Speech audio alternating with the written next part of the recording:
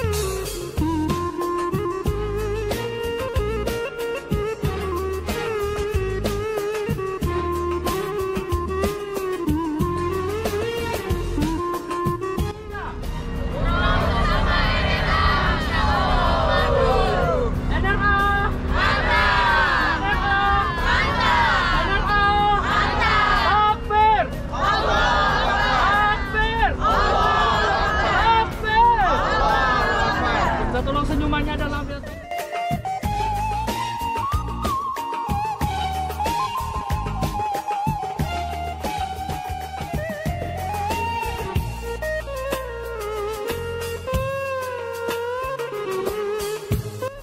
Alhamdulillah sekarang kami berada di Masjid Quba. Masih semangat kan Bapak Ibu? Inilah orang-orangnya. Inilah dia orang-orangnya. Masih ceria, semua wajahnya masih semangat ya Bapak Ibu, semangat. Lebih ceria kalau terawudu ya Ustadz ya. Janji. Semangat semuanya. Mudah-mudahan mendapatkan pahala 1 kali pada umrah. Amin.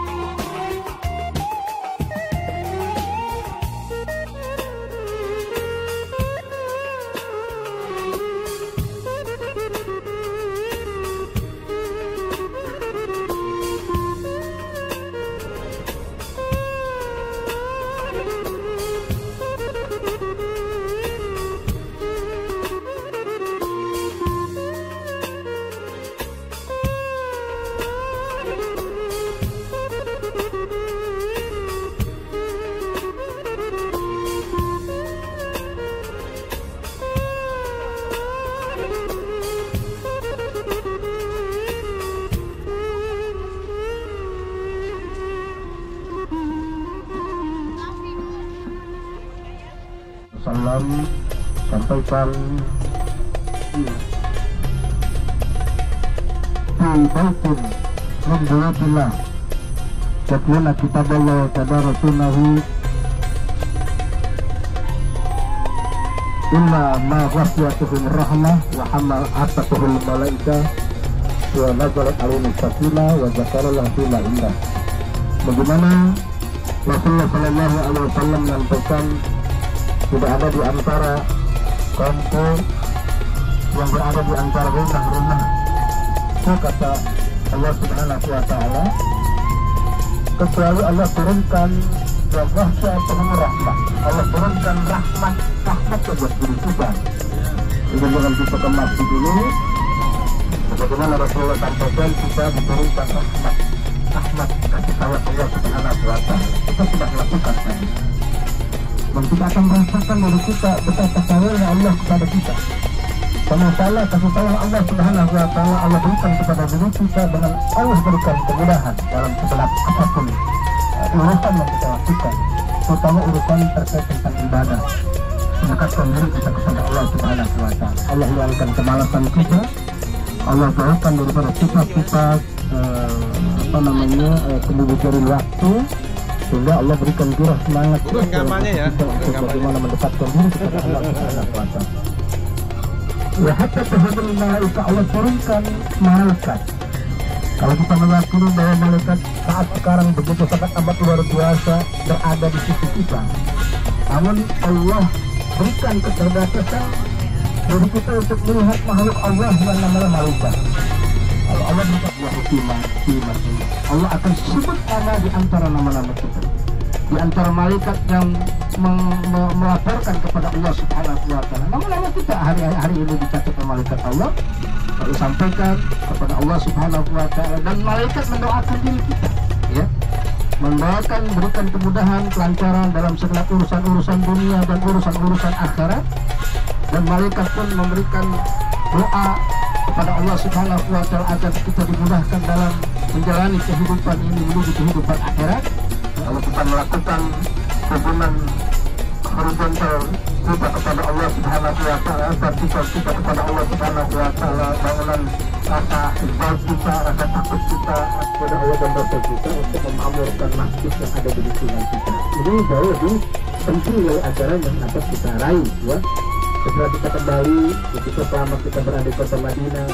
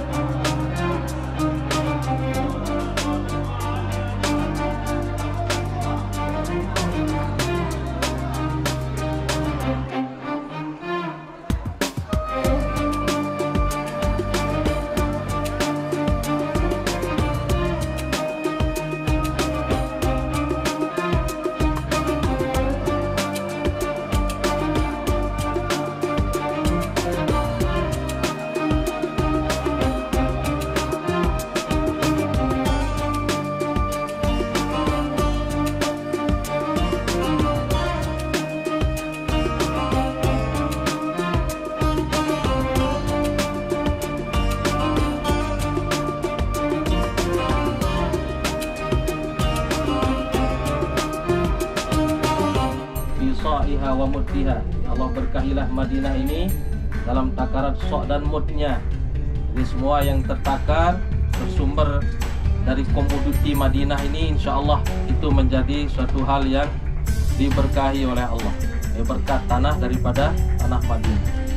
Jadi keistimewaan terkhusus juga di Madinah ini adalah semua semua yang ada di Madinah yang tumbuh dari tanah Madinah ini itu merupakan komoditas yang sangat buah-buahan pada pendatangan.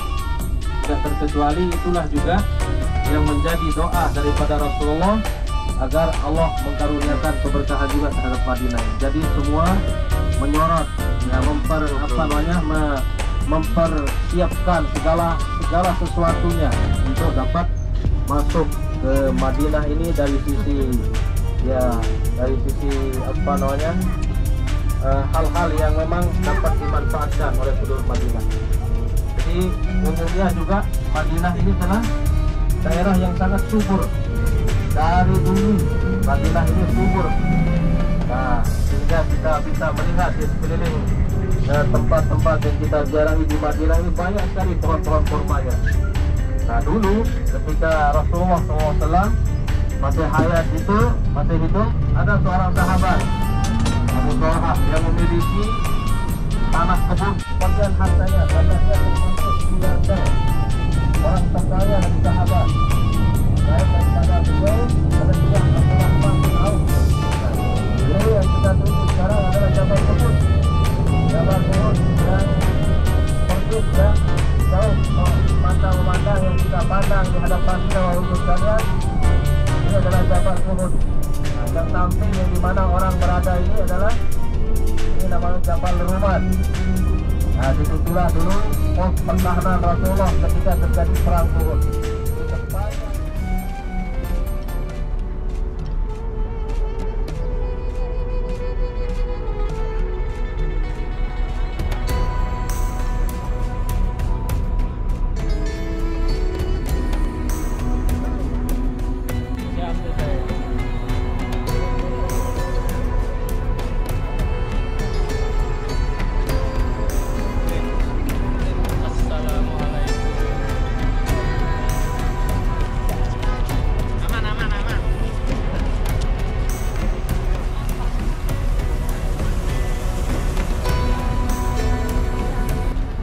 Sayyidina Hamzah ibnu Abdul Muttalib. Assalamu alayka ya Asadullah wa asada rasulih.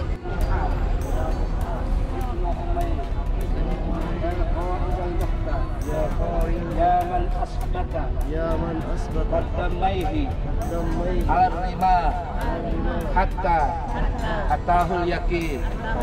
Assalamu alaikum ya suhada Uhud. Allahumma ajihim anil Islam wa ahlihi wa abdul jaja warfa' maqamahum bi fadlika wa karramatika ya akramal akramin. Al-Fatihah. Alhamdulillahirabbil alamin.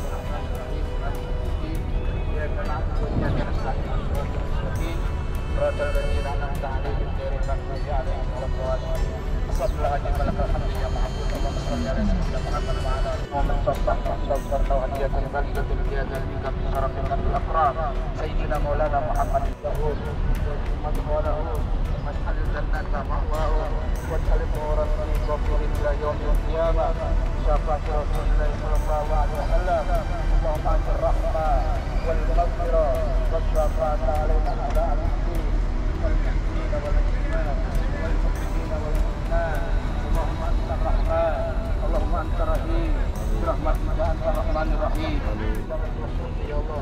Ya Allah, jadikan semangat giroh, semangat saudara ini ya Allah, Kau berikan kepada kami agar kami juga punya semangat untuk membela ajaran agama ya Allah, akan kembali nanti ke tanah air, berhidup bertetangga, berkeluarga dan berlingkungan negeri bangsa kami ya Allah. Kau jadikan semangat mereka ada dalam hati kami agar untuk bisa berjuang untuk menunjukkan ajaran-Mu ya Allah ya Rasulullah birahmatika ya arhamar rahimin.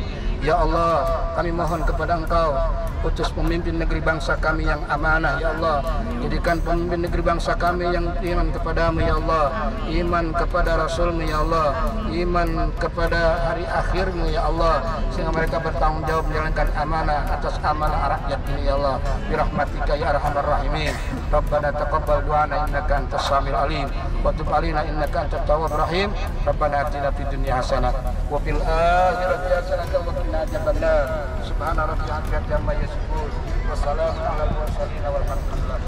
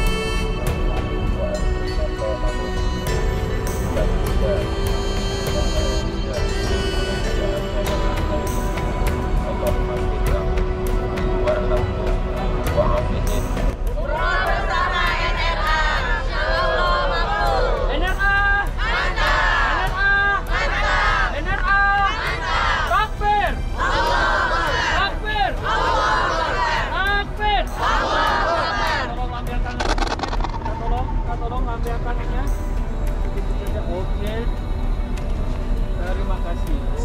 Yang mana, Pak?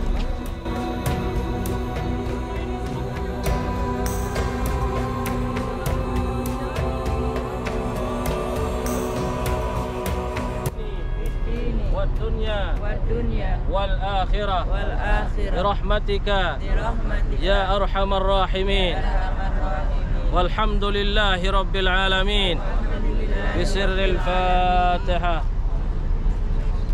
بسم الله الرحمن الرحيم الحمد لله رب العالمين الرحمن الرحيم مالك يوم الدين صراط الذين أنعمت عليهم غير المغضوب عليهم ولا الضالين. Kita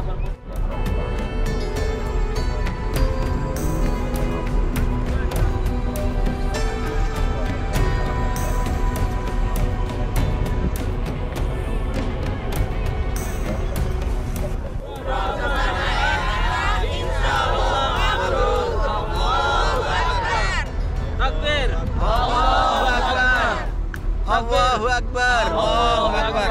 Allahu Akbar. Allahu Akbar. Allahu Akbar. Allahu Akbar. Allahu Akbar. Warahmatullahi wabarakatuh. Alhamdulillah di sebelah sekarang berada di Jabal Uhud. Alhamdulillah semua jemaah masih pada semangat ya Bapak Ibu ya. Alhamdulillah kedatangan 8 Februari 2024. Inilah orang-orangnya. Assalamualaikum. Inilah dia nih. Masih penuh dengan wajah-wajah yang ceria. Alhamdulillah semangat. Dapat umroh yang mabrur, yang mabrurah. Pada ceria, pada semangat. Begitu kompaknya. Alhamdulillah.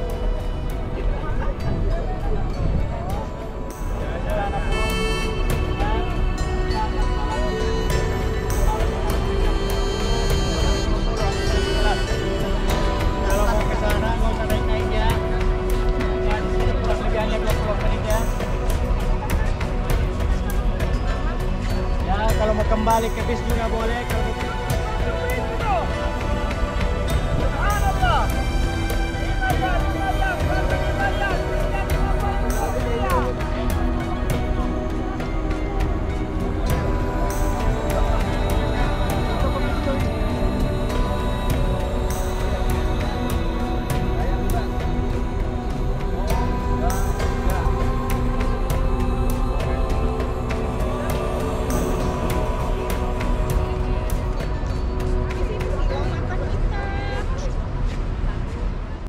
Kiblatain dan Masjid 7 ataupun Masjid Ka'bah. Alhamdulillah Bapak Ibu, Al-Mukarram Al-Ustaz ya, Ustaz Al-Mukarram Ustaz Mukmin selaku pembimbing kita Bapak Ibu lah Uhud Jilid 2 Bapak Ibu, jangan ditunggu perang Uhud Jilid 2 Bapak Ibu.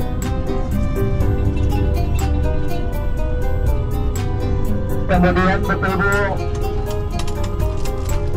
kita telah melihat bagaimana tempat-tempat bersejarah yang pernah dilalui, yang pernah disinggahi oleh baginda Rasulullah SAW yang ada di kota Madinah. Jabal Uhud pernah, Masjid Quba pernah disinggahi oleh baginda Rasulullah. Kemudian Bapak Ibu, Masjid Qiblatain pernah disinggahi, Masjid Ka'bah pernah disinggahi. Tapi ada satu masjid Bapak Ibu, namanya Masjid Ka'bah. Ini kita nggak bisa lewat. Kalau kita lewat Masjid Ka'bah, tentunya kita akan lewat perkuburan pagi.